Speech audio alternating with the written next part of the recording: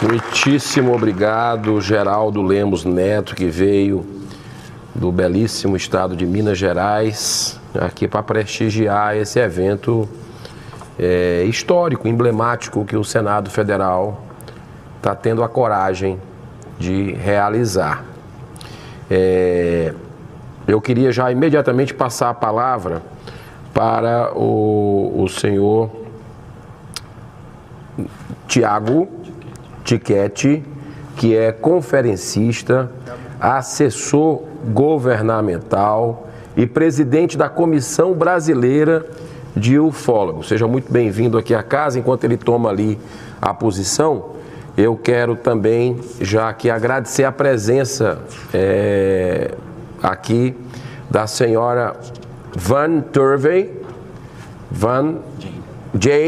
Turvey, desculpa, Jane Turvey, que veio aqui dos Estados Unidos para participar conosco desse evento. Ela que é partner, né, do senhor Gary Hesseltine. Muito obrigado, né, seja bem-vinda aqui ao Senado Federal. Então eu já passo a palavra agora ao senhor Tiago Tiquete, por favor. O senhor tem 15 minutos com tolerância de 5 aqui da casa. Obrigado, senador. Gostaria, em nome do senador Eduardo Girão, saudar todas as autoridades aqui presentes e agradecer pela singela, mas histórica homenagem ao Dia Mundial da Ufologia. Saúdo também a quem nos assiste na TV Senado, nas redes sociais e também aos aqui presentes. Pois bem, eu vou apresentar, senador, alguns casos dentro da ufologia brasileira que merecem algum destaque. São casos importantes. A ufologia brasileira é riquíssima. E eu pensei alguns casos aqui com imagens até mais para ilustrar e mostrar para todos que nos estão assistindo que a ufologia é real e ela é global. Vou começar? Ok. O primeiro caso que eu trago é o caso de Ilha da Trindade. É um caso famoso, é um caso, um dos mais importantes do mundo, no Brasil e no mundo. Ele ocorreu no dia 16 de janeiro de 1958, quando o navio Almirante Saldanha, da Marinha Brasileira, estava próximo à Ilha de Trindade, no litoral brasileiro, e sua tripulação fazia pesquisas associadas ao Ano Geofísico Internacional. O evento desta data, a qual foram tiradas as fotos, está associada, foram obtidas, na verdade, num período posterior a outros 5 avistamentos, que ocorreram em dezembro de 1957 até janeiro de 58, quando foram feitas essas fotos. Essas fotos, esses avistamentos, foram testemunhados por diversos militares de várias embarcações e também militares que ficam na ilha. Dentro dessa embarcação havia também um fotógrafo profissional chamado Almiro Baraúna, que no dia 16 de janeiro foi chamado ao convés do navio para que verificasse e registrasse um estranho objeto que estava aparecendo para toda aquela tripulação. O objeto, ele tinha a forma do planeta Saturno.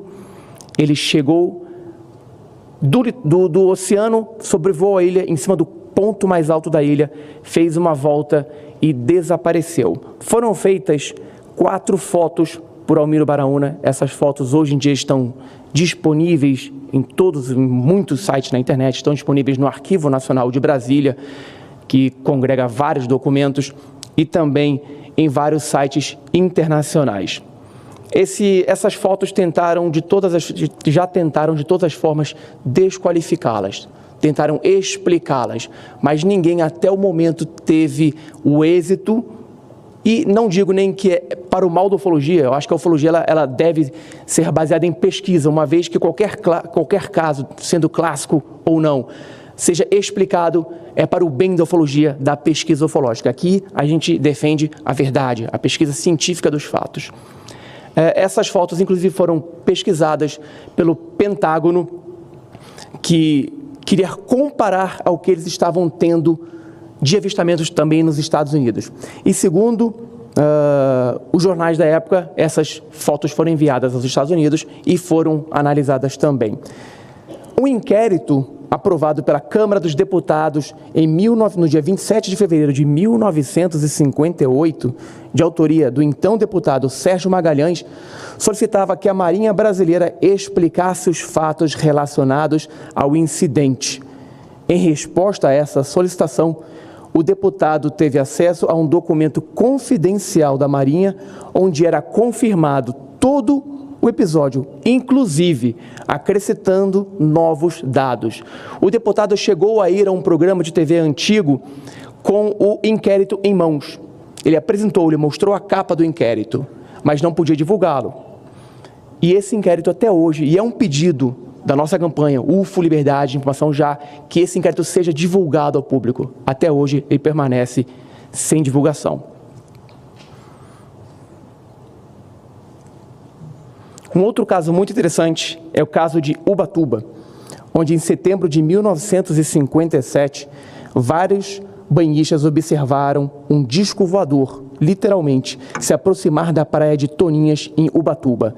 O objeto vinha numa velocidade incrível e, quando estava prestes a se chocar com a água, deu uma guinada subindo logo em seguida.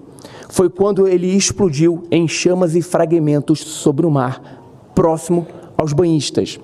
Algumas testemunhas recolheram os pedaços do objeto, constatando ser de um material metálico e muito leve. Uma dessas testemunhas encaminhou uma carta ao então jornalista Ibrahim Suede, do jornal O Globo, juntamente com uma parte desse material.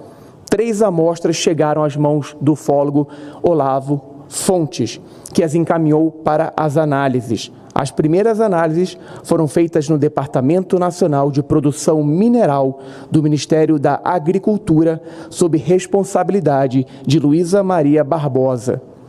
Os exames foram realizados através de espectrografia, que indicaram alta concentração de magnésio e ausência de outros elementos. Outros exames realizados nas amostras indicaram também alta concentração de outros elementos desconhecidos no nosso planeta. Uma das amostras, há pouco tempo, foi entregue a Andrea Simondini, a pesquisadora e ufóloga argentina, e está exposta no seu museu em Entre Rios, na Argentina.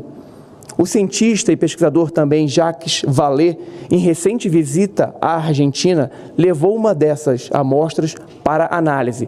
O resultado ainda não é definitivo, mas o que se tem até agora é que a amostra seria, para ter a pureza de magnésio identificada na amostra, seria necessário uma temperatura comparável à de uma explosão de uma supernova. Então, é algo impossível de se criar, se produzir e se ter na nossa natureza.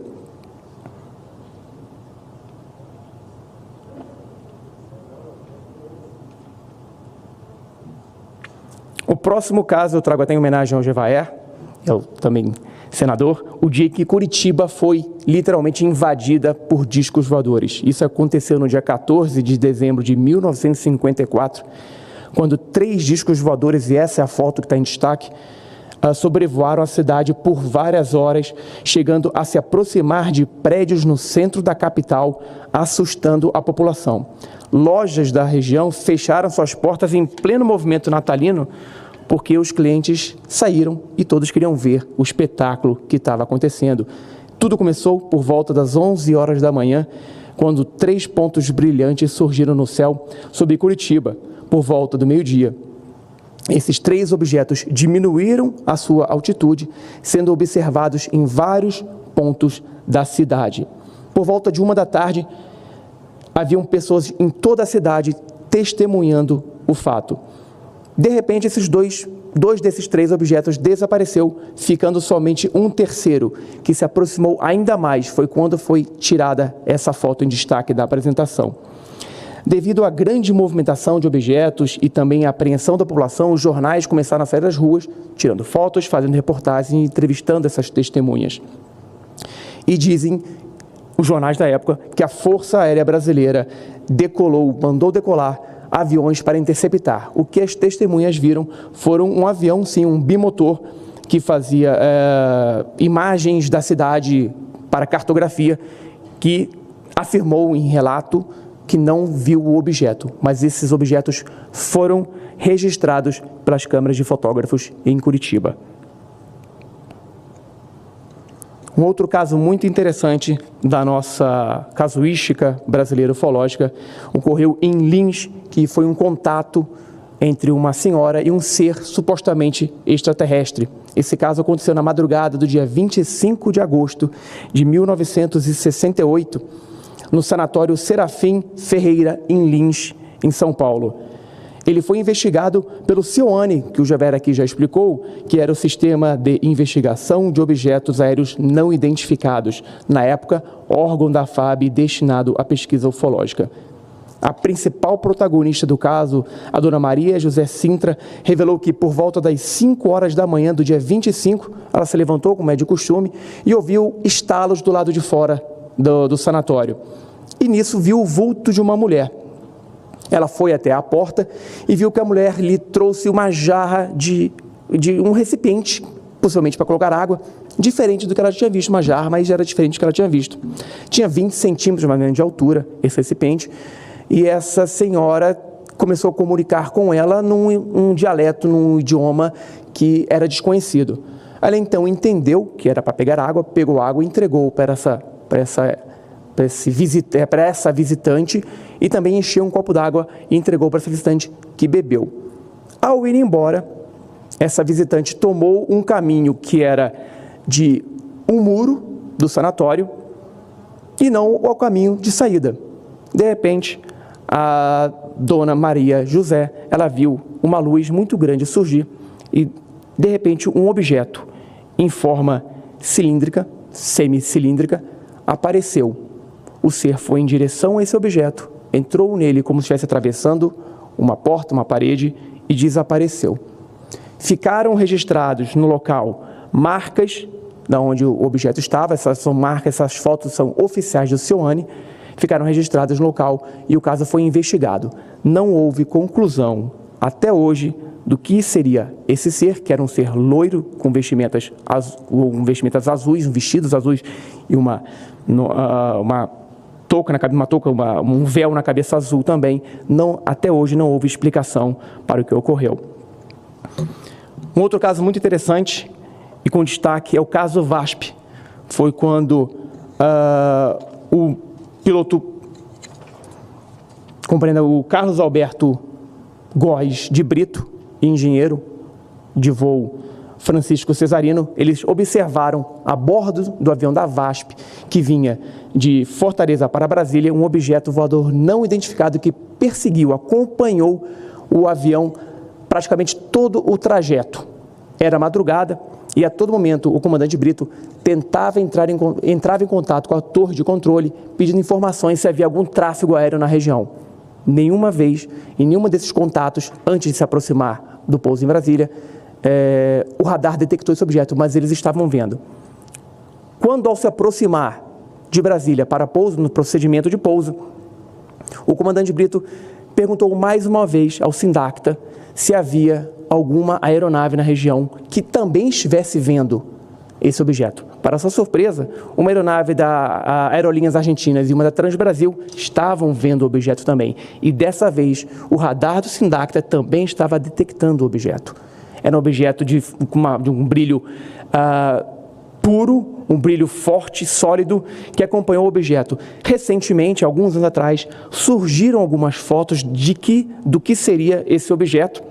Eu apresento aqui, são fotos não muito nítidas, porque estamos falando de algo de 1989, então pouca gente tinha câmera e eram câmeras de rolo e raramente alguém levava uma câmera a bordo do avião.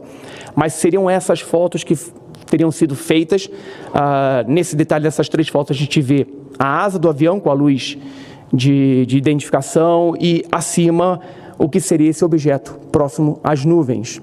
Essas fotos não puderam ainda ser consideradas genuínas, mas foram feitas por uma das passageiras do voo.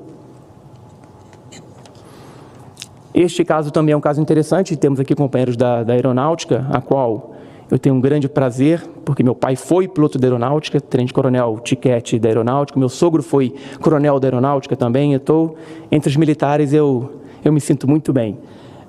Foi um pouso numa base aérea da FAB, isso foi ocorrido no dia 2 de dezembro de 1996, um objeto luminoso ele foi avistado por várias pessoas que moravam nas proximidades da Escola de Especialistas da Aeronáutica em Guaratinguetá, em São Paulo. No dia seguinte, foi encontrada uma marca circular em um charco a 100 metros da EAR. Ele tinha aproximadamente 8 metros de diâmetro e tinha um formato circular. Dentro da marca havia o capim, que era o tipo taboa, amassado em sentido horário, seco, sem clorofila e com indícios de exposição ao calor, pois apresentava-se chamuscado. Em 4 pontos nas bordas desse círculo, bem como no seu interior, haviam pontos queimados e na parte de fora da marca a vegetação estava intacta. Isso é o que a gente chama normalmente de ninho de OVNIs. Posteriormente, com a divulgação do caso, o local foi aterrado sob a alegação de se construir uma divisa entre o aeroclube local e a escola de especialistas. Este caso da barragem do Paranoá, aqui eu tenho aqui o Wilson Geraldo de Oliveira, que coordenou o grupo de pesquisa ufológica e paracientífica dentro da Universidade de Brasília. E, se eu não me engano, eu acho que é o único grupo dentro de uma universidade federal que investigou o fenômeno ufológico. O Wilson participou desse caso também, investigando em determinado momento. Foi o avistamento de um objeto voador, e essa é uma das fotos que foram feitas, por 3 empresários que vinham de Tocantins. Eles foram perseguidos por esse objeto durante o Lago Sul, em Brasília, até chegar à barragem do Paranoá, onde esses empresários pararam, ligaram para o 90, foi quando chegaram várias viaturas da Polícia Militar de Brasília, e o cabo Galdino, na época, andava com uma câmera V8 para registrar as abordagens dele para evitar que fosse acusado de abuso de autoridade ou algo semelhante. Ele filmou esse objeto. E o filho de um desses empresários era um fotógrafo profissional, e ele estava no Lago Sul. O pai então ligou e o filho veio e tirou 36 fotos desse objeto. Além dessa foto, há na internet a filmagem desse objeto feita pelo cabo Galdino, e até hoje não se explicou. Essa foto foi divulgada amplamente no Brasil pela revista UFO, e até hoje não se tem ainda uma explicação para o que foi visto pelos militares e pelas testemunhas. A próxima imagem, eu já me encaminho para o fim da minha apresentação, senador, é o caso de Capão Redondo. É um caso muito famoso no Brasil, que ocorreu em 1998, no dia 2 de janeiro, por volta de 9h30 da noite, e que foi posteriormente pesquisado pelo um dos maiores ufólogos que o Brasil já teve, já falecido, Claudeir Corvo, e também pelo Ricardo Varela, membro da Comissão Brasileira de Ufólogos. Várias pessoas testemunharam a evolução de um objeto, de um aparelho luminoso sobre as casas na região de Capão Redondo, na cidade de São Paulo. Eu tenho um vídeo aqui, deixa eu ver se ele vai passar. Esses são trechos do vídeo. Como é que faz para ele passar aqui? Deixa eu ver se consigo aqui.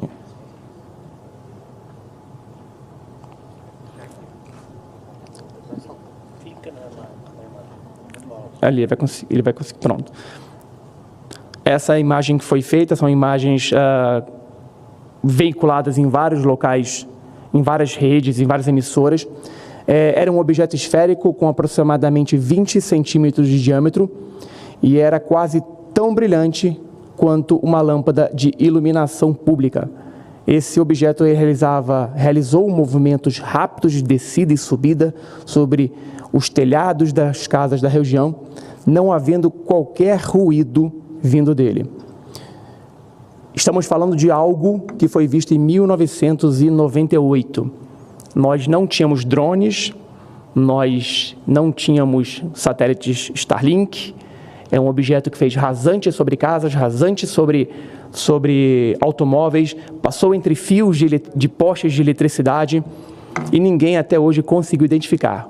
O Claudeir Corvo e o Ricardo Varela tentaram, de todas as formas, reproduzir para tentar imitar esse objeto e não conseguiram. Usaram pipas com lanternas, usaram aviões de aeromodelismo e não conseguiram reproduzir. E até hoje, essa é uma das melhores imagens do que a gente na ufologia chama de sonda ufológica, que seria de pequeno tamanho, de 30 centímetros a 1 metro de diâmetro, que serviria para investigar.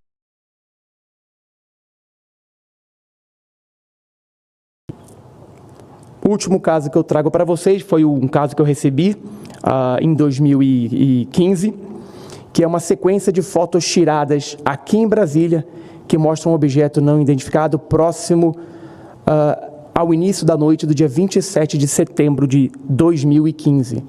As imagens foram tiradas em Engenho das Lajes, aqui no Distrito Federal, às 18 horas e 14 minutos, em intervalos de 1 minuto.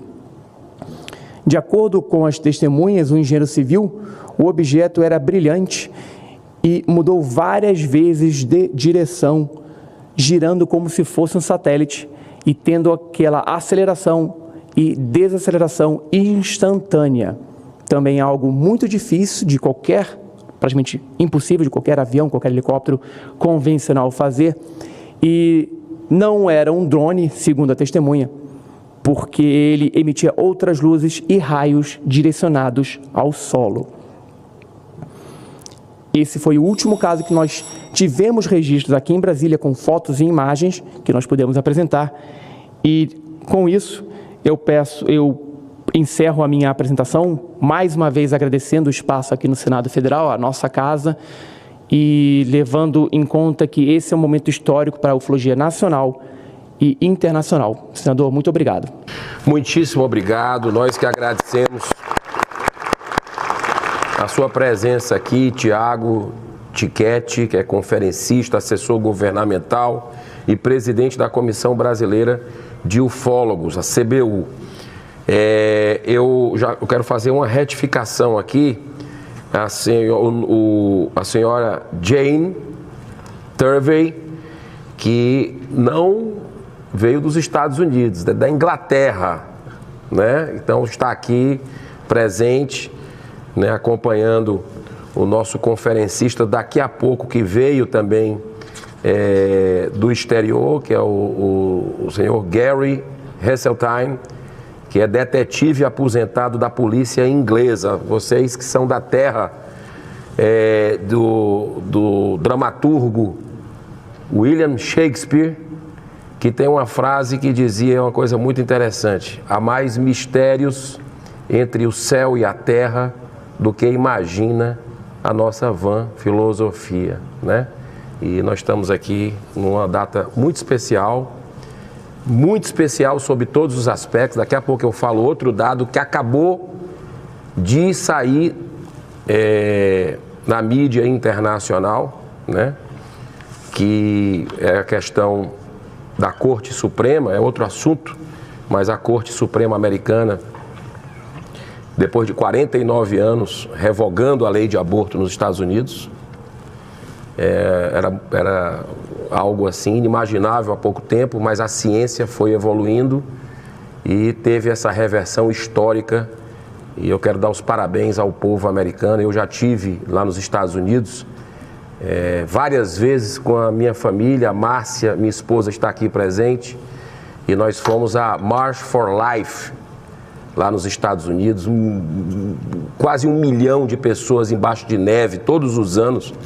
Há 49 anos acontece isso, desde que a Corte Suprema liberou o aborto, e essa decisão é uma vitória dos pró-vidas, não apenas dos Estados Unidos, mas do mundo inteiro, né? Após dezenas de milhões de abortos que aconteceram, agora a legislação está, junto com a ciência, avançando em favor da vida e da mulher também, porque são 2 vidas que estão ali diretamente sendo ameaçadas. Então, eu já quero passar a palavra agora para o senhor Inajar Antônio Kurovski, ele que é graduado em medicina veterinária, professor universitário de graduação e pós-graduação, policial e perito criminal do Instituto de Criminalística do Paraná. é coordenador do grupo de análises de imagens da revista UFO, né? Ele também é coeditor, e eu convido o senhor Dr. Inajá Antônio Kurovski a iniciar a sua exposição. O senhor tem 15 minutos com mais 5 de tolerância aqui da presidência. Muito obrigado. Eu que agradeço. Cumprimentando então o excelentíssimo senador Eduardo Girão, a todos os componentes da mesa, a todos os presentes e a todos os que nos assistem. Pode colocar minha apresentação já? Aqui. Eu vou comentar sobre abduções, especialmente os efetuados por UFOs no Brasil. Logicamente, pelo tempo, eu vou fazer um condensado, não tenho como prolongar esse assunto, que é bastante interessante, e é uma dos temas mais sensíveis, eu diria, dentro da ufologia. Vamos lá. Então, primeiro, definição de abdução, né, que se usa muito essa palavra, que é o ato ou efeito de abduzir, afastar. É o movimento pelo qual, em fisiologia, um membro se afasta da posição paralela do eixo médio do corpo humano, ou um dedo, ou qualquer coisa assim. Então, quando se ergue o braço lateralmente, isso é uma abdução, é um afastamento, afastar. Né? Em termos jurídicos, significa, então, rapto por fraude, violência ou sedução, ou seja, você afasta a pessoa do seu normal. Né? Definido, então, a abdução, para a ufologia, ele é usado para descrever, relatar, afirmar ou simplesmente levantar a hipótese de raptos, desaparecimentos temporários ou memórias supostamente reais de pessoas que teriam sido levadas secretamente, contra a própria vontade ou não, por entidades aparentemente não humanas ou de natureza e origem desconhecidas, e então submetidas a procedimentos físicos e psicológicos de complexidade não compreendida por nós ainda. Esses procedimentos podem ser bastante dolorosos ou assustadores, né? Na página do governo, do Ministério de Justiça, tem registrados mais de 700 registros de aparição de OVNIs no Brasil, nesta página que está à vista. Bom, se passar a gente vai em frente. Feita essa breve apresentação, então, tenho que comentar que desde que se passou a registrar por escrito a nossa história, desde das plaquetas sumérias, feitas ainda em escrita cuneiforme, se tem registros de abduções. Mesmo nas comunidades em que há somente o registro oral, né, é passado essas histórias de abduções, de seres que vieram em naves, ou canoas voadoras, ou escudos voadores, e tiveram contato com a humanidade e levaram alguns humanos para passear nessas naves, né? Alguns não voltaram. No livro dos Reis, diz que estavam os profetas Elias e Eliseu, eles estavam andando, conversando, e surgiu o que eles expressaram com a linguagem da época, um carro de fogo, ou uma carruagem de fogo. Daí que vem a origem do primeiro livro do Erich von Däniken, o Chariot of Fire, ou seja, carruagens de fogo, que no Brasil ficou lançado como Eram os Deuses Astronautas. E diz que essa carro de fogo se aproximou e separou um do outro, e Elias subiu ao céu num redemoinho, né? O que vendo Eliseu disse: meu pai, carros de Israel e seus cavaleiros, né? Se assustando com aquela nave que estava ali. E nunca mais o viu, e pegando as suas vestes, rasgou-as em duas partes, e também levantou a capa de Elias, que dele caíra, e voltando-se parou à margem do Jordão. Em algumas versões diz que Elias lançou a sua capa, né, para o Eliseu, para o Elias, para que ele prosseguisse, né, o Eliseu. Aqui. Um outro que é apócrifo, né, que é o Enoque, tem os livros de Enoque. O Enoque seria o bisavô do Noé, só para localizar ele no espaço aqui, né? Ele é da 7ª geração depois de Adão, sendo filho de Jared e pai de Matusalém.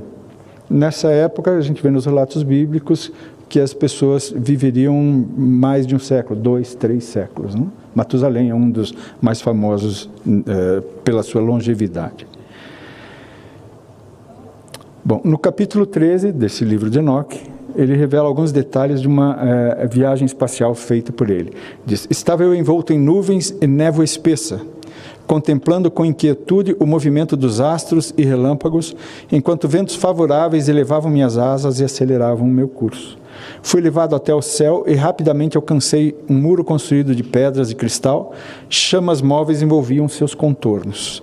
Comecei a ser tomado pelo medo e, entrando, lancei-me no meio das chamas. Ele estava com medo daquele fogo. E entrei numa vasta morada, cujo piso também tinha sido construído com cristal, tanto quanto seus fundamentos. Imagina que ele tenha sido abduzido e ele se vê numa sala onde tenha muitas lâmpadas. Não existia lâmpada naquele tempo, 3.000 anos antes de Cristo, talvez mais, né? Então, o que ele via, identificava aquelas lâmpadas coloridas, ele dizia que isso eram chamas coloridas, fogo, só que era um fogo que não queimava, né? E ele entrou numa sala com paredes de cristal. Alguns abduzidos dizem que quando entraram na nave, as paredes ficavam transparentes, eles conseguiam ver os astros e tudo mais, e o próprio chão, né, o piso, ficava transparente. Essa transparência o Enoque interpretou como sendo cristal, né, que era o que ele tinha no seu vocabulário na época para poder se expressar. Enoque conta que ele visitou 7 diferentes mundos, viu nele criaturas aladas, com cabeça de crocodilo, com cauda de leão. No 7º mundo encontrou pessoalmente o Criador dos mundos, que explicou a formação da Terra e o Sistema Solar, né? Enoque afirma que a viagem para ele durou poucos dias, mas quando voltou à Terra, muitos anos haviam se passado, décadas na verdade. Isso é típico efeito de viagem próxima à velocidade da luz, né? Na Gênesis, aí na Bíblia comum, né, capítulo 5, versículos 22 e 24, diz: e andou Enoque com Deus, que depois gerou Matusalém, 300 anos e gerou filhos e filhas, ainda com essa idade.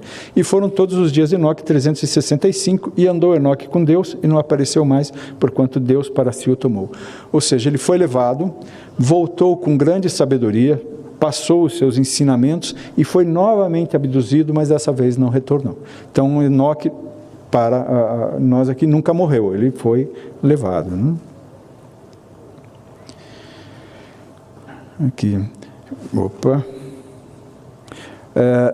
pulando bastante na história, porque há relatos de abdução por toda a história, tanto na Roma Antiga, na Grécia, durante a Idade Média toda, enfim, até a modernidade tem relatos de abdução.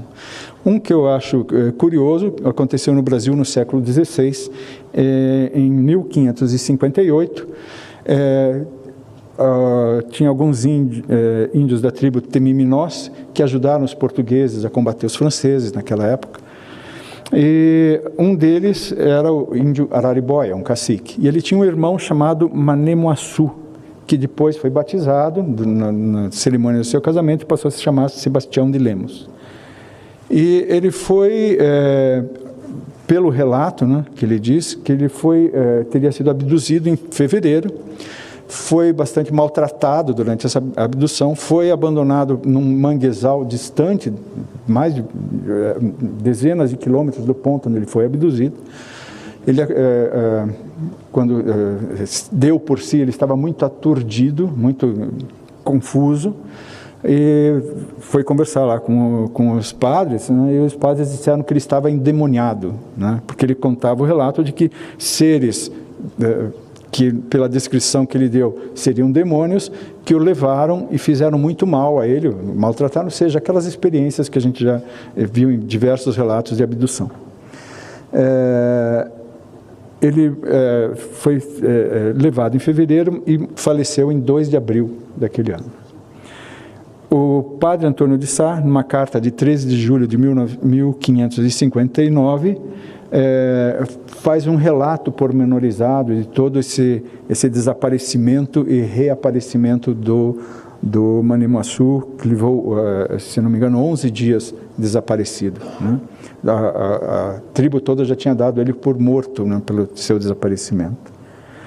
Mas, enfim, disseram que ele era maluco e que os demônios teriam invadido o corpo dele. Esse caso, o caso Antônio Vilas Boas, é considerado o primeiro caso oficial de abdução no mundo inteiro, ocorrido após a era moderna da ufologia, que se iniciou em 1947.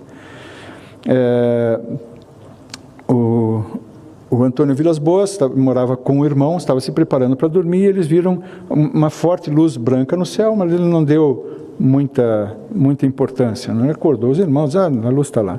Os dias passaram, até que um dia estava trabalhando sozinho lá com o trator, e ele percebeu que a luz retornou e pousou essa luz, né? Era uma nave, mais ou menos nesse formato que se apresenta ali. Dessa nave saíram 3 seres que o agarraram, né, e foram levando para o interior da nave, apesar de ele ter lutado contra isso, né? Ele foi levado, então, essa é a descrição de como seriam a vestimenta dos seres, parecendo uma roupa de mergulho, coisa assim, que é bastante comum nas descrições de seres. E ele foi levado à força, então, para o interior da nave, e dentro dessa nave o despiram, fizeram algumas experiências e coletaram sangue do queixo. Aqui embaixo do queixo, se a gente palpar, tem uma artéria bastante significativa, né? Esses ferimentos, ele ficou com essas marcas, esses ferimentos, dias depois, apresentando isso, né? Em seguida, teriam levado ele para uma sala onde uma alienígena nua, né, lhes deram um líquido em que ele se sentiu bastante atraído por ela, e eles tiveram uma relação sexual. E depois disso, o Vilas Boas foi levado, então, para fora da nave.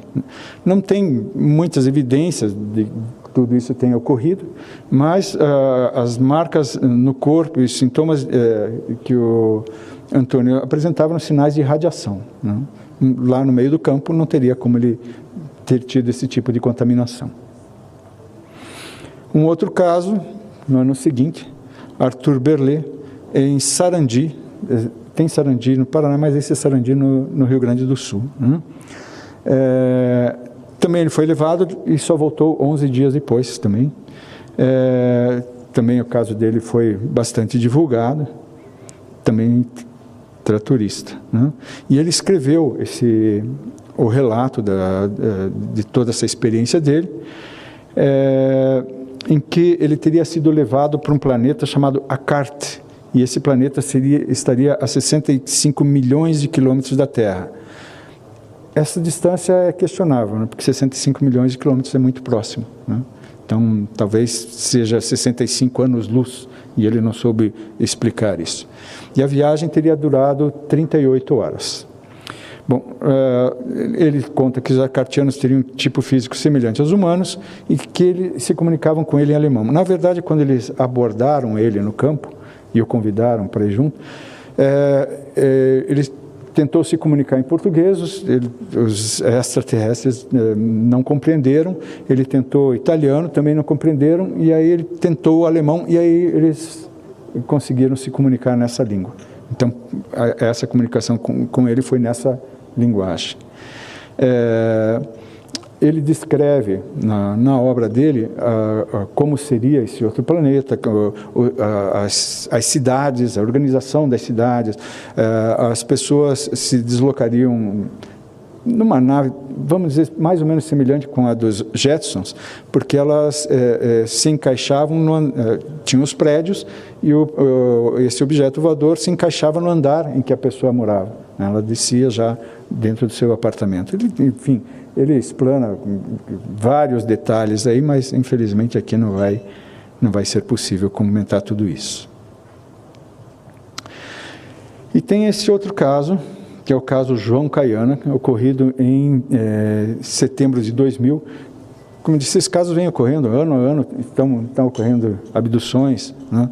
Quem já assistiu o filme Área Q, que ocorre em Quixadá, lá também vários casos de abdução são comentados. No Brasil inteiro tem esses casos, no litoral do Paraná nós temos casos de abdução também, né? E esse caso eu acho bastante pitoresco, bastante curioso sobre os demais, porque ele estava num carro, num Fusca, o João Caiana, junto com a sua esposa e a filha, né? A filha tinha 12 anos na época. E ele estava trafegando, foram até um sítio buscar jabuticaba. Quando eles estavam voltando, né, a filha viu, primeiro ela que falou, tem umas luzes se aproximando do carro, né? Uma à direita, outra à esquerda do carro. Eles até pensaram que era um avião tentando pousar na estrada, né? E aí, eles, de repente, viram que aquilo não era um avião e que estava, na verdade, acompanhando o carro. E quando eles perceberam, né, ele estava ali com esse Fusca, né, ele percebeu esse objeto, ele piscou a luz, sinalizou para esse objeto, né? Ele não tinha noção de que iriam responder ou não, e ainda a filha brincou, vem bebê, chamando o objeto. Ele ficou assustado, né, porque disse, olha, eu acho que a coisa está ficando séria, né? E realmente foi ficando mais séria. Aí, né? Bom, essa luz ficou muito grande, se aproximou do carro e ele começou a perceber até detalhes dessa nave, né? A esposa dele se assustou, gritou, ele também se assustou, ergueram as janelas do carro, né? E quando ele viu, ele começou a sentir um cheiro estranho e ele se sentiu enfraquecido, né?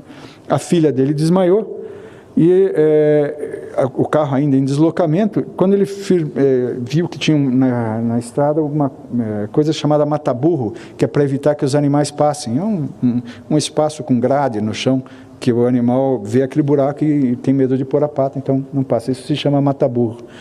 Então ele firmou o volante para passar por aquilo, queria dar um solavanco, e quando ele percebeu, o carro estava flutuando, né? Ele começou a perceber as árvores abaixo, era uma plantação de eucalipto, ele começou a ver a copa dos eucaliptos ali embaixo, né? E viu que em torno do carro havia uma luz, um facho de luz, que estaria erguendo o carro com a família e tudo, né? Quando eles deram por si, o carro já estava dentro da espaçonave, dentro de uma sala na espaçonave. Ele ficou em pânico, né? Lógico, né? Um susto desses. Ele não sabe quanto... Eles desmaiaram todos dentro do carro, ele não sabe quanto tempo isso se passou. Ele estava muito assustado e ele só percebeu depois que o carro foi descendo e pousou no chão. Quando pousou no chão, o carro estava funcionando, né? E tudo normal. Foi feito a hipnose regressiva e eles descrevem daí o contato, as conversas que eles tiveram com os seres e tudo mais, né?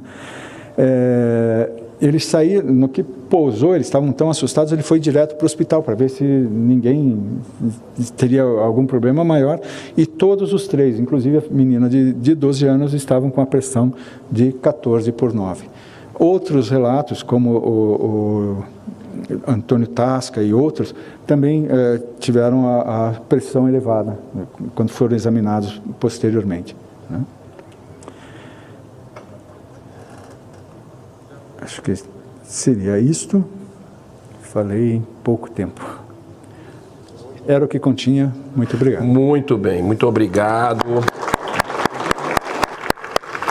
Agradeço ao senhor Inajá Antônio Kurovski pela sua participação. Inclusive, eu estava anotando aqui, o senhor falou sobre esse caso, o caso do senhor, esse último que o senhor falou, lá de Minas Gerais, João Caiana. Inclusive, coincidentemente, eu vi uma matéria esses dias, não sei se é uma matéria antiga, está no YouTube, se eu não me engano, foi feito pelo SBT, se eu não me engano, uma matéria lá, voltaram à cidade, uma data fechada, não sei se... Foi quando o caso? Foi em 2000, então acho que foi 2010, 10 anos depois, a equipe de reportagens, o jornalista investigativo voltou lá, entrevistou a família toda e foi assim bem interessante a reação da esposa. O senhor João muito tranquilo, muito sereno, sem receio, mas a esposa estava ainda um pouco... eles voltaram lá no local e tudo, e relataram que foram no hospital depois, e o médico é entrevistado, que atendeu a família naquela noite. É uma matéria que está no YouTube, bem interessante sobre esse caso João Caiana. O Área Q, que é o filme que o senhor citou, tem vários documentários também de National Geographic, vários documentários que estão aí, filmes produzidos, esse assunto desperta realmente interesse de muita gente. Até presidente americano já foi entrevistado sobre esse assunto. E esse filme Área Q foi uma produção Brasil e Estados Unidos, se eu não me engano, no ano de 2011, e eu pude participar da produção também, Então, é um filme que realmente, de alguma certa forma, relata aquela região do Ceará, Quixadá, Quixeramobim, tem a população lá, muita gente tem atenção a isso, porque já vivenciou, segundo a fala dela, inclusive gente de fora do Brasil foi lá investigar isso. Então, eu já quero aqui, imediatamente, chamar para que a gente possa ouvir os dois convidados internacionais. Primeiro, o senhor Gary Heseltine. Desculpa, sorry, my English is not good. But my Portuguese is not, it's worse. Eu quero agradecer muito a presença dele. Detetive inglês aposentado, editor da revista UFO Truth e conferencista internacional. É vice-presidente do International Coalition for Extraterrestrial Research, a mais recente iniciativa para lutar pela liberdade de informações ufológicas governamentais. É correspondente internacional da revista UFO e eu convido para fazer a sua exposição, 15 minutos, com tolerância de 5, ou da tribuna, que o senhor quiser, ou daí mesmo do local, fique inteiramente à vontade. Muito obrigado por ter vindo. Então, vamos.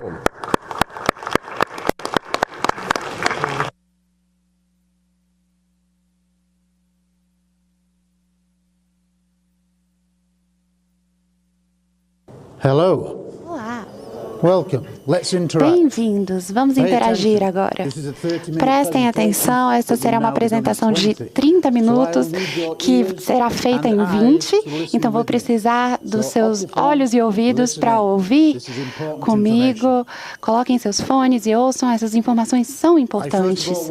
Primeiro de tudo, eu gostaria de agradecer o senador Girão. Isso é um momento realmente histórico. Pode não parecer porque as pessoas não estão aqui para ver. Não está cheio, não tem uma multidão aqui. Deveria estar, mas esse é um momento histórico e ele merece crédito. Então, uma salva de aplausos para ele.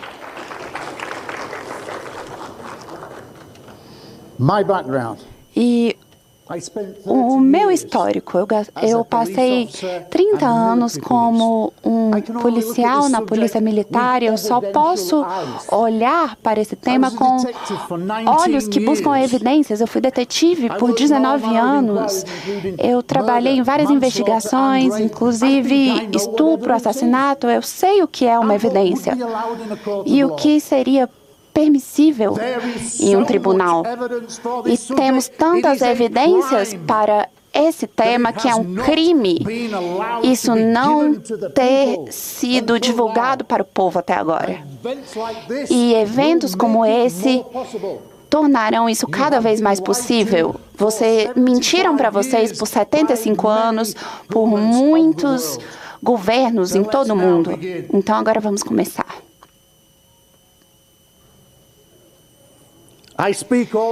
Eu também falo como vice-presidente da Coalizão Internacional de Pesquisa sobre Extraterrestres. Esse não é um grupo, é uma ONG internacional, é uma ONG registrada em Portugal. Agora nós conseguimos juntar 30 países, representantes nacionais, como cientistas, acadêmicos e pesquisadores de liderança na pesquisa sobre OVNIs. Essa não é uma questão de um único país, é uma questão mundial. E nós temos que começar a abordar essa questão como uma questão mundial. Podemos ficar no nosso telefone e pensar, nossa, que malucos, OVNIs, mas vocês estão errados e eu vou explicar por quê. Mentiram para vocês por 75 anos ou mais. E agora eu vou explicar por quê.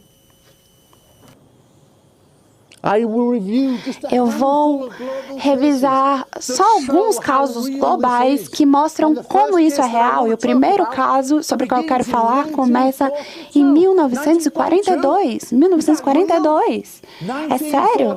1942. A Segunda Guerra Mundial. E alguns de vocês nesse público podem ter ouvido falar sobre coisas como os Foo Fighters e luzes que acompanhavam as aeronaves na guerra. Eu não estou interessado nisso. Eu quero melhor, eu quero estrutura, eu quero máquinas. E temos evidência de máquinas no nosso espaço aéreo. Esse primeiro caso enfatiza isso. Em 1942, isso aconteceu durante um ataque a Turim, Itália. E foi visto de um bombeador Lancaster. 8 pessoas viram e era um ataque de guerra em 1942 e eles viram esse caso aqui. Esse caso está disponível numa corte de Londres, todo mundo pode ver. E todo mundo já viu? A imprensa já revisou esse caso? Não, deveria sim. E esse parágrafo que eu vou ler aqui para vocês, se eu puder voltar. Esse parágrafo é o que eles relataram em 1942, e eu vou ler porque é importante. O objeto referido foi visto por toda a equipe, 8 tripulantes da aeronave. Eles dizem ter tido de 200 a 300 pés de extensão e 4 pares de luzes vermelhas estavam do lado desse objeto, e esse objeto estava em velocidade constante. Eu vou pular um pouco porque não tenho tempo, mas é dito que quando foi visto da primeira vez, foi visto abaixo da aeronave na qual eles estavam. Era uma estrutura abaixo. E a segunda vez que foi observado, estava voando do lado. Em 1942, eu vou perguntar, esse objeto cilíndrico ia a uma velocidade de 50 milhas por hora? Então, esse objeto gigantesco, cilíndrico, estruturado, mecânico, voando em 1942, nós tínhamos essa tecnologia. Vocês conseguem achar algum jornal de aviação? Não. 1942, esse documento foi mantido confidencial por décadas. Está aqui. Então, o que nós tínhamos em 1942? A resposta é nada desse tamanho. E que atingisse essa velocidade. Mas aqui está o aspecto mais maluco sobre isso. Agora, 80 anos depois, ainda não temos uma máquina que chega a 500 milhas por hora, que não tenha asas, não tenha cauda e não tenha sistema de propulsão. Vamos acordar? Imprensa, acorde, isso é real, vocês precisam começar a se atualizar sobre as histórias. 10 anos depois, em 1952, um evento ocorreu que foi tão importante que levou para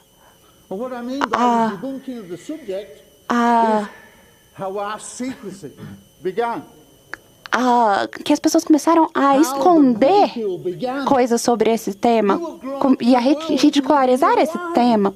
Vocês cresceram em um mundo vivendo uma mentira que foi criada artificialmente, e eu vou explicar por quê. 2 fins de semana sucessivos, em julho de 1952, formações de OVNIs foram vistas na capital da nação. Foram vistas por pilotos comerciais e militares.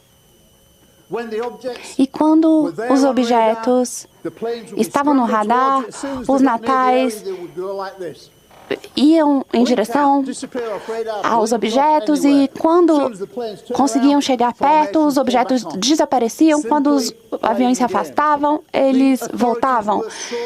E as autoridades ficaram com tanto medo desse evento que foi convocada a maior coletiva de imprensa desde o fim da Segunda Guerra Mundial, onde o general Sample mentiu para a imprensa. E ele disse: sim, tivemos alguns casos, mas se tivermos mais informações, achamos que é possível explicar. Ele mentiu. Ele mentiu e os livros de história vão mostrar que ele mentiu. A imprensa falou então, tudo bem, não tem nada demais. Mas ele mentiu.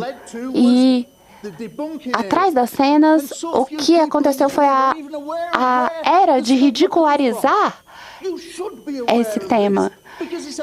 E todo mundo devia estar consciente sobre isso, porque em janeiro de 1953, a CIA, a Agência Central de Inteligência, reuniu um painel de cientistas e disse: nós queremos acabar com a fascinação das pessoas que querem saber mais. E não queremos que essas pessoas saibam mais. Como podemos nos livrar desse problema? E eles disseram: ok, vamos deliberar. E depois de 2 dias disseram: bom, a forma de acabar com a fascinação do público é dizer: nós vamos acabar com essa história em todas as formas da mídia. Vamos ridicularizar isso na mídia. E foi uma ótima ideia. E funcionou, e por décadas. O governo americano liderou essa onda e criou a confidencialidade que existe no mundo todo, porque todo mundo seguiu o governo americano. E a maioria das pessoas que nasceu depois de 69 nasceu em um mundo de segredos que foram criados artificialmente. E vocês não sabiam disso porque ninguém contou para vocês. E é por isso que ficou comum dizer OVNI, coisa de maluco. Foi deliberado, as autoridades, especialmente o governo americano, não queriam que vocês soubessem porque eles controlam esse tema no mundo todo. E agora vocês sabem, nesse ambiente aqui formal e histórico, vocês devem saber a verdade. Esse cara aqui estava liderando o painel chamado Painel Hobson, e eles reforçaram essa ideia, trazendo uma norma de regulação da Marinha e do Exército, dizendo que se qualquer pessoa nas forças militares falasse sobre isso, eles iam ser presos por 2 anos e seriam multados. E é por isso que isso aconteceu. Vocês todos estão vivendo em um mundo de mentiras. E para representar como as coisas acontecem no mundo inteiro, parece ficção científica, mas em 1966, crianças estavam brincando na escola na Austrália. perto de Melbourne, crianças e professoras viram um objeto pousar ao lado da escola. As crianças saíram correndo e pensaram, o que é isso? Em plena luz do dia, como vocês não sabem disso? E não foi só uma vez. Quase, pelo menos 100 casos desses em escolas aconteceram. Por que ninguém sabe, mas aconteceram. E pilotos, se um piloto militar não souber o que ele está perseguindo, temos um problema. Se eles não sabem o que eles estão vendo no céu, esse é um problema. Eles têm segundos para determinar se é um amigo ou um inimigo. E esse caso é incrível no Irã, Ásia. Em 1976, luzes foram vistas em Teherã, jatos começaram a persegui-las, e o piloto na época acabou virando general. E quando ele perseguiu o objeto que ele descreveu como tendo uma forma de diamante, com luzes piscando que se repetiam, o objeto fez algo muito incrível. Ele disparou uma luz, um objeto vermelho, e o sistema de armas do piloto militar estava emperrado, ele não conseguiu se defender, e o objeto estava chegando cada vez mais perto da aeronave, e ele pensou, não posso fazer nada. Mas, de repente, o objeto desviou, fez um círculo e voltou para o objeto não identificado. E o objeto depois continuou, e aí um segundo objeto saiu dele verticalmente, como se fosse pousar. E o piloto continuou a seguir, até que de repente o objeto faz isso, e só foi embora. Em um minuto estava lá, no outro não estava mais. E é rápido assim que essas coisas se movem. E depois ele voltou no próximo dia para ver se alguma coisa havia pousado, nada foi encontrada. E temos muito sobre esse caso, mas eu estou indo rápido por causa do tempo. Agora vamos olhar para outro caso de piloto. Dessa vez ele tentou atirar em um OVNI. E como você vai saber se um OVNI é real ou imaginário? Deram uma ordem para ele atirar em um, então deve ser muito sério. E agora foi na América do Sul, no Peru, ele viu um alvo no radar e foi confirmado. E parecia um navio. E ele dispara o seu armamento e a bala não faz nada. E aí ele faz assim, ele sobe e não vai embora como fazemos em aviões. Ele sobe 10 mil pés e para de repente. Então ele começa a perseguir e quer tentar atirar novamente, mas ele sobe de novo. 10 mil pés e para. Aceleração instantânea e para instantaneamente. Ele faz isso até ele chegar no teto de onde ele poderia ir. E aí ele teve que desistir, porque foi alto demais. E agora, eu já conheci esse senhor, o coronel Oscar Santamaria, da Força Aérea Peruano, e ele deu esse testemunho ao vivo em Washington, D.C., um evento onde eu também estava falando sobre oficiais da polícia no mundo inteiro. E quando as pessoas ouviram esse testemunho, eles estavam assim. E é assim que reagimos ao ouvir um testemunho de um piloto com milhões de dólares que foram gastos na formação dele. Ele não é o único. Quantos pilotos estão registrados no mundo todo falando coisas parecidas? 500 pilotos militares já fizeram testemunhos parecidos. E vocês acham que eles estão perseguindo o quê? Eles estão perseguindo estruturas. Vocês não sabem disso. Vocês só sabem do que a mídia e as autoridades querem que vocês saibam.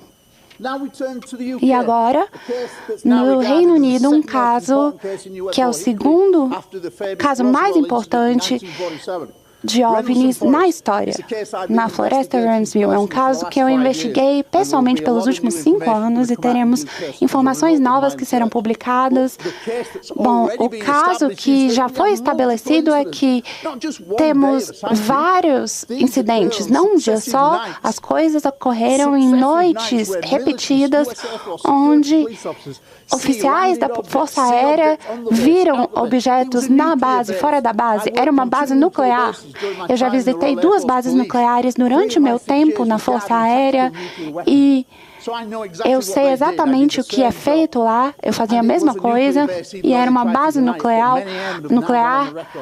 Muitos já confirmaram que era uma base nuclear. Era essa base no Reino Unido que se preparava para ataques soviéticos. E pelo menos 15 dos incidentes que eu cataloguei, de objetos de tamanhos diferentes, em noites repetidas, pelo menos em 3 noites, eu acho que agora 4 noites, atividades repetidas, as estruturas pousaram, uma nave triangular foi achada, e ninguém sabia o que era, não tem cauda, não tem sistema de produção. Nós temos um documento oficial da Força Aérea, está aqui na tela, que diz que para o Ministério da Defesa, que aconteceu entre 2 bases, e esse incidente, que foi o primeiro, ocorreu na floresta chamada Rendlesham, Floresta Rendlesham, que é o caso. E acharam uma depressão triangular com a mesma profundidade, mesma dimensão, em lugares diferentes, e temos muitas amostras e fotos, e eu acredito que temos referências suficientes para saber que esses documentos que registram isso foram escondidos. E também temos a Operação Prata, que foi mencionada pelo senador, e eu espero que o senador, pessoalmente, busque essas 60 horas de vídeo registrado pelo Exército. 60 horas de vídeo registrado pelo Exército é uma quantidade muito grande de tempo. E agora vocês têm um precedente para perseguir isso, porque eu quero ver esse vídeo. Ele não pode ser mantido confidencial, você deveria exigir. Então, de volta à Bélgica, onde a estrutura é a mesma. Os objetos que, em 31 de março de 1990, numa luta de 75 minutos, e foi de noite, eles não viram, 7 radares em 7 diferentes aeroportos. E como foi visualmente, estava no começo do incidente, pelo início que disse o que é aquele objeto, e assim a mensagem se perdeu.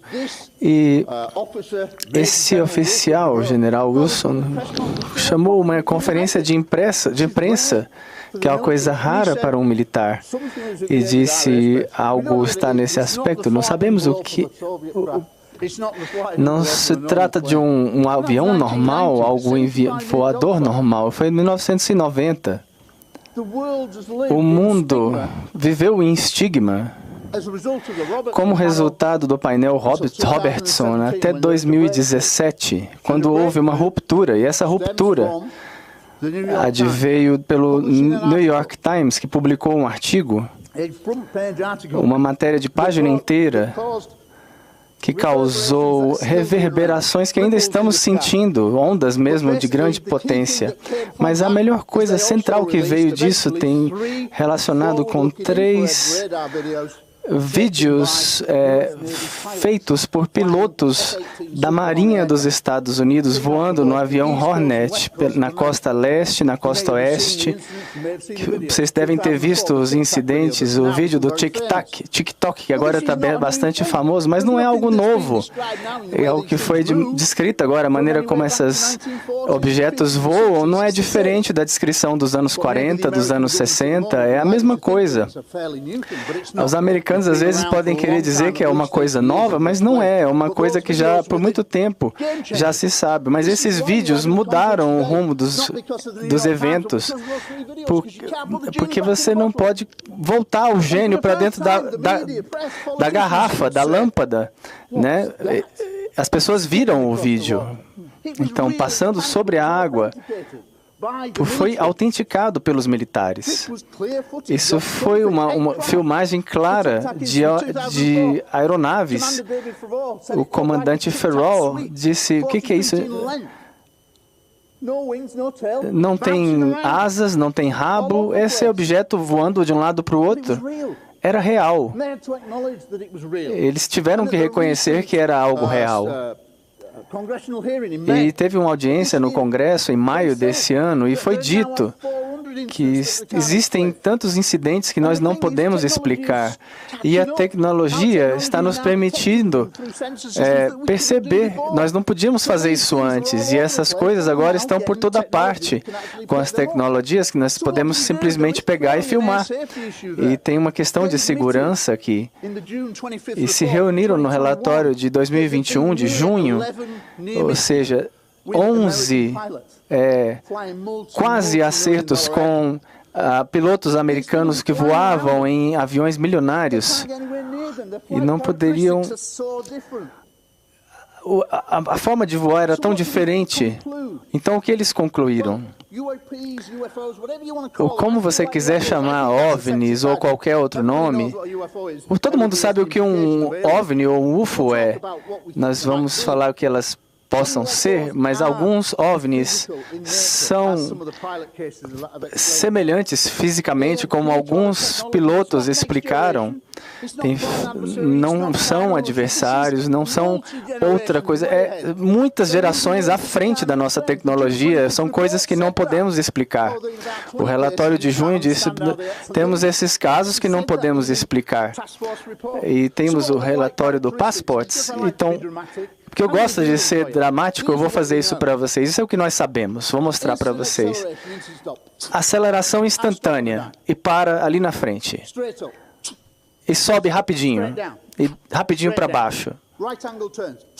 Mudança de ângulo, 90 graus, com grande velocidade. Acelera e para. Ou seja, voos reversos para frente e para trás, no mesmo padrão, nós não podemos fazer isso. Nós estamos ainda muito distantes disso em termos de tecnologia. E também podem ser visíveis aqui e ali se tornarem invisíveis. E agora visíveis. Eles podem ser visíveis quando querem. Parece ficção científica, mas isso tem sido visto e relatado em todo o mundo. Eles aparecem e desaparecem. Nós não podemos fazer isso. Não temos nem de perto fazer o que é isso. Não sabemos como pode ser feito. Essas características são tão diferentes de qualquer coisa nessa... Nós não estamos nem perto disso, nem longe disso. E isso é o motivo do segredo, porque já se sabia disso há muito tempo, mas as pessoas não poderiam ficar sabendo, porque senão o público vai entrar em pânico, então não podemos deixar que saibam. E o Walter J. Wells e os milhares de pessoas pensaram que era uma Guerra dos Mundos de Orson Welles, que foi veiculado, e as pessoas pensavam que estava acontecendo uma coisa, mas depois de tantos anos, não existe um sinal real de que essa é uma intenção. É verdade que algumas pessoas ficaram feridas, mas se você tivesse aquele nível de tecnologia em 1942, poderia fazer qualquer coisa que quisesse, poderia ir para qualquer lado em um instante. E claramente, o Robert Salles falaram dos aspectos o meu colega vai falar a respeito dos aspectos das armas e também os aspectos, as armas nucleares. Eles não gostam disso. Eles já passaram em áreas de armazenamento de armamentos, em usinas nucleares. Eles já foram vistos em todo o mundo, em lugares onde tem armas nucleares, e dizendo, fiquem longe disso. Então, quais são as evidências circunstanciais que nos fazem ter tanta certeza de que isso é algo tangível e tão real? Alguns rostinhos que talvez estejam um pouco sonolentos olhando para mim, mas vocês deveriam estar interessados nisso. Porque ainda estamos, nesse momento, perdendo esse estigma. E este evento em que estamos é histórico. Ele deixará essa memória, e eu garanto a vocês que em 5 anos, este será um lugar onde todos se lembrarão e olharão para esse lugar. Por que estivemos aqui? No que nos baseamos? Nos baseamos sobre o fato de que tantos pilotos militares em todo o mundo, centenas de operadores de radares, pessoas que controlam os seus, têm o controle das informações e não acreditamos em um relatório? Então, e por que isso é assim? Por conta do estigma que foi criado. Milhares de militares em todo o mundo já deram suas declarações. Viram sobre a água e viram o que aconteceu. Tem muitos casos vistos os OVNIs entrando e saindo da água. Foi visto indo para lugares. Nós sabemos mais a respeito da superfície da Lua e de Marte do que sabemos sobre os nossos oceanos. Só 5% dos oceanos é o que nós conhecemos hoje. Queremos ir à Lua? Por que talvez não queremos ir nesses lugares? Porque vemos entrando e saindo da água. Então, eu já examinei as melhores evidências do mundo. Como vice-presidente da Coalizão Internacional, já estive publicamente, como fiz no ano passado, e disse, nós devemos nos preparar para essa nova mudança de paradigma. Estamos às vésperas de um grande momento de contato estabelecendo. Reconheçam, vocês não viram, não temos ainda grandes públicos, mas é bom acordar, porque é algo que está acontecendo. E tem governos tomando mais ação para dizer, bem, vamos olhar esse assunto, mas não devemos permitir um país como os Estados Unidos sozinho dominar o tema e gerar todo um sigilo. Nós precisamos perceber que nós estamos em uma tela, somos apenas uma raça humana e devemos nos unir. Todos os governos do mundo precisam se unir e dizer, bem, temos uma questão séria que está comprovada, vamos encontrar como lidar com isso, vamos cooperar uns com os outros. Essa é uma questão para o mundo, pois é um mundo só e uma raça humana só. Muito obrigado pelo seu tempo.